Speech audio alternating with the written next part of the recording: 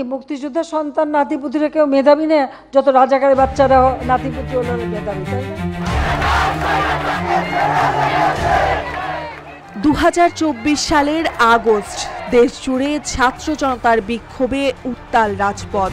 আর ঠিক সেই সময় গণভবনের ভেতর চলছিল ক্ষমতা টিকিয়ে রাখার মরিয়া চেষ্টা। একদিকে বিপ্লবের ঢেউ, অন্যদিকে দমন নিপীড়নের নীল নকশা।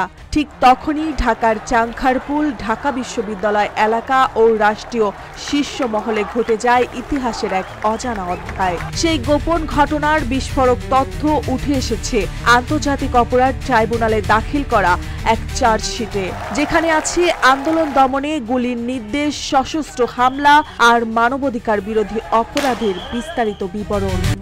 RICL TMX, যুগের পর যুগ স্থাপনা থাকে মজবুত।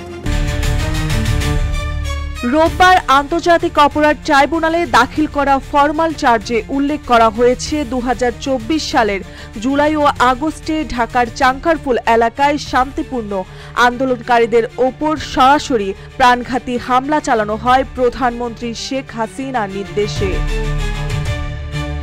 এই হামলায় প্রাণ হারান স্কুল ছাত্র শাহরিয়ার খান আনাস, শেখ মাহাদি হাসান জুনায়েদ, মোহাম্মদ ইয়াকুব, মোহাম্মদ রাকিব হাওলাদার, মোহাম্মদ ইসমামুল হক এবং মানিক মিয়া শাহরিয়ার। চার্জশিটে আরও বলা হয়েছে, এই হত্যাকাণ্ডে সরাসরি জড়িত ছিলেন ঢাকা মেট্রোপলিটন পুলিশের তৎকালীন যুগ্ম কমিশনার সুদীপ কুমার চক্রবর্তী, যিনি বর্তমানে পলাতক। 5 আগস্ট সকালে শাহবাগ থানায় উপস্থিত হয়ে তিনি আন্দোলনকারীদের ওপর সরাসরি গুলির নির্দেশ দেন। এর আগে পুলিশ কমিশনার হাবিবুর রহমান স্পষ্টভাবে নির্দেশ দেন, যে কোনো মূল্যে যেন বিক্ষোভকারীরা কেন্দ্রীয় শহীদ মিনারে পৌঁছাতে না পারে।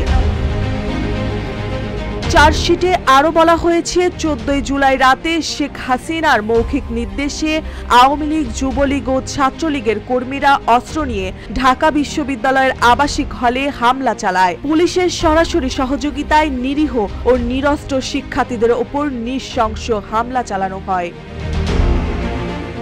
নথি অনুযায়ী 4 আগস্ট রাতে গ্যাং অফ 4 নামে পরিচিত 4 ঘনিষ্ঠ উপদেষ্টার পরামর্শে তৎকালীন প্রধানমন্ত্রী শেখ হাসিনা আন্দোলন দমনের সর্বোচ্চ কঠোর অবস্থান নেন। এই 4 জন উপদেষ্টা ছিলেন ওবায়দুল কাদের, আনিসুল হক, সালমান এফ রহমান এবং আসাদুজ্জামান খান কামাল।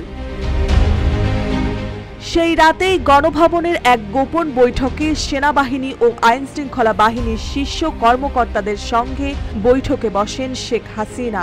বৈঠকে তিনি স্পষ্ট নির্দেশ দেন, আন্দোলন যে কোনোভাবে দমন করতে হবে। এ সময় বৈঠকে উপস্থিত সাবেক মেয়র জেনারেল তারেক সিদ্দিক মন্তব্য করেন, গুলিতে কয়েকজন মারলেই আন্দোলন থেমে যাবে। তার এই বক্তব্যে ক্ষুব্ধ হয়ে যায় এক সামরিক কর্মকর্তা। সরাসরি বলেন, এই লোকটি আপনাকে ডুবিয়েছে, আরও ডুবাবে।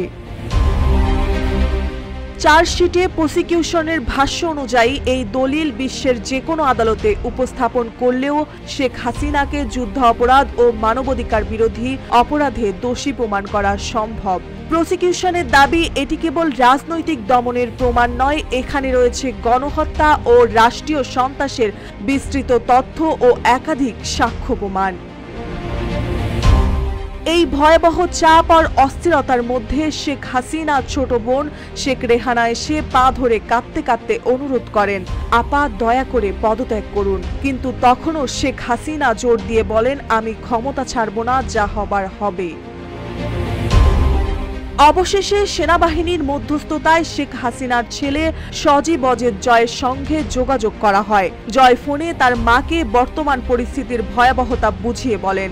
এই কথোপকথনের পর শেখ হাসিনা ধীরে ধীরে ভেঙে পড়তে থাকেন। আর তারপরই 5 আগস্ট দুপুরে তিনি আনুষ্ঠানিকভাবে পদত্যাগপত্রে সই করেন। সে সময় তিনি একটি বিদায়ী ভাষণ টেলিভিশনে প্রচার করতে চাইলেও সেনা কর্মকর্তারা তার অনুমতি দেয়নি। এরপর দুপুরের দিকে তিনি সামরিক হেলিকপ্টারে চড়ে দেশ ত্যাগ করেন। দেশ ছাড়ার আগে তার শেষ মন্তব্য ছিল, সবাই আমাকে ছেড়ে গেল। বাইরে ছিল জনতার জয়ধ্বনি, আর ভেতরে ইতিহাসের ভারে দমে যাচ্ছিল এক প্রাক্তন প্রধানমন্ত্রী। নথিতে ধারণ করা হয়েছে এক অবরুদ্ধ রাতের ভয়াবহতা। রক্তঝরা স্মৃতি এবং রাজনৈতিক প্রতিশোধের তীব্র ছাপ। এই মামলা শুধু মানবাধিকার বিরোধী অপরাধ নয়, এটি ক্ষমতার পতনের এক রুদ্ধদ্বার কাহিনী। মার্জিয়া মৌ, রূপালী বাংলাদেশ।